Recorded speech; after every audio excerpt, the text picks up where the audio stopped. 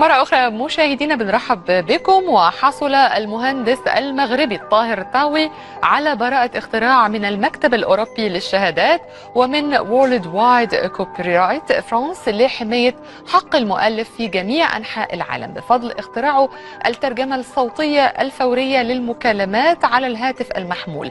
الابتكار الجديد يتميز بخلق جيل جديد من الهواتف المحمولة التي تسمح بربط المستعملين الذين لا يتحدثون نفس اللغة بفضل نظام معلومات متطور يمكن تركيبه في الهاتف، وهو يسمح بالترجمة الصوتية للمكالمة بشكل فوري من وإلى لغتين مختارتين.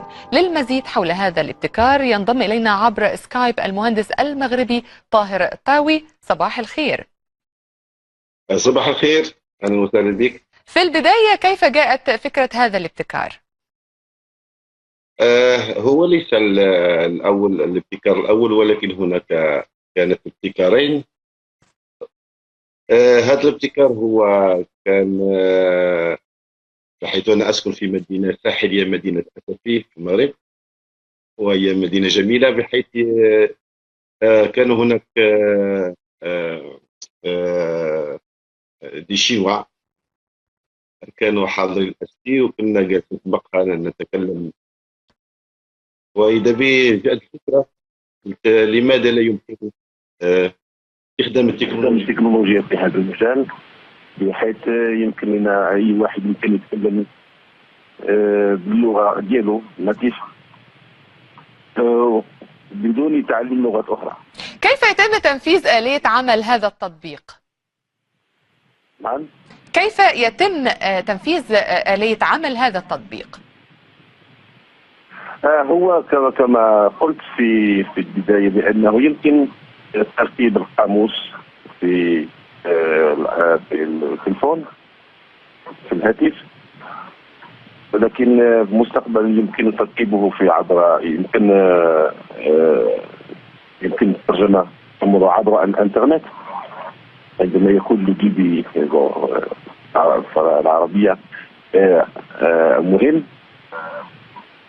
دونك عندما يتم تثبيت القاموس في البورتال ويكون نفس الشخص عنده نفس الابليكاسيون، نفس التطبيق، هناك يمكن هو هذا الاختراع له ثلاثة أبعاد.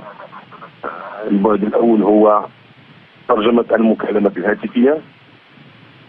ثانيا ترجمة المكالمات في مقهى أو في أوتيل مثلا ما بين اثنين.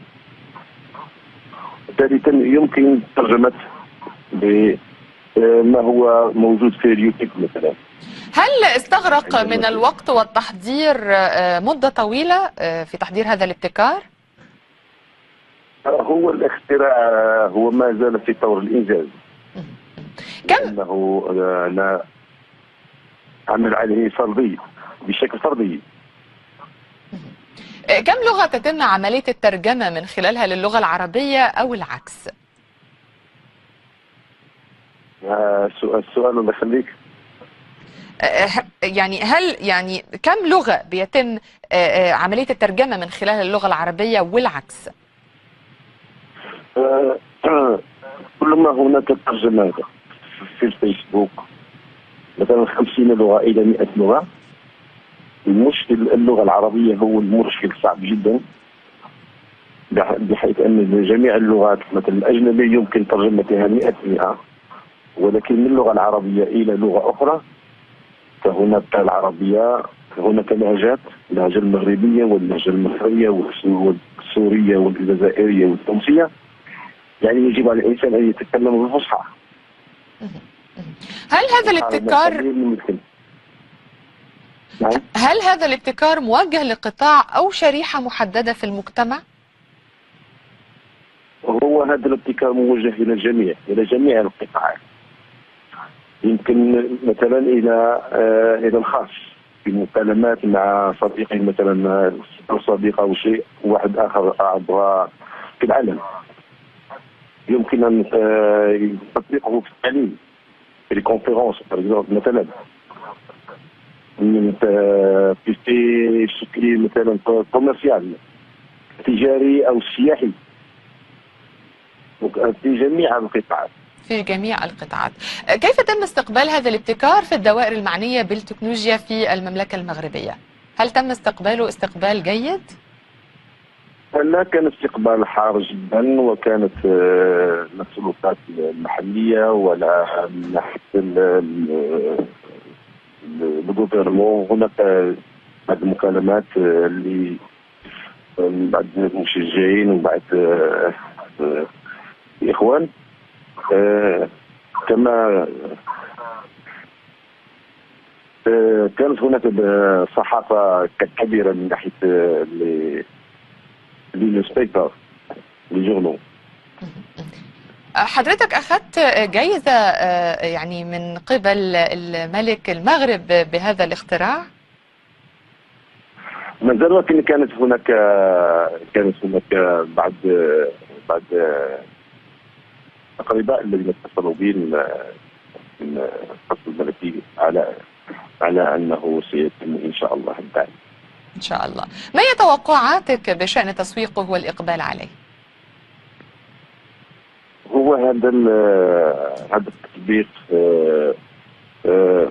بداية فيسبوك أو بداية سكايب أو بداية مثلا جوجل، هو لابد لأن المستعمل للهاتف أن يتبع هذا التطبيق في هاتفه، لأنه بحيث يمكن الاتصال مثلا بإدارة أجنبية أو بجامعة مثلا في التعليم، ولا سيما إذا كان الإنسان يتحرك في الكونفرنس بحال مثلا الشكل اللي أثار انتباهي اللي كنت حاضر في البروغرام في المغرب، وهو هناك بعض الاجتماعات في جميع الستوند، ويجب أن يكون دائما العنصر الإنسان الذي ترانسليتر يمكن يترجم.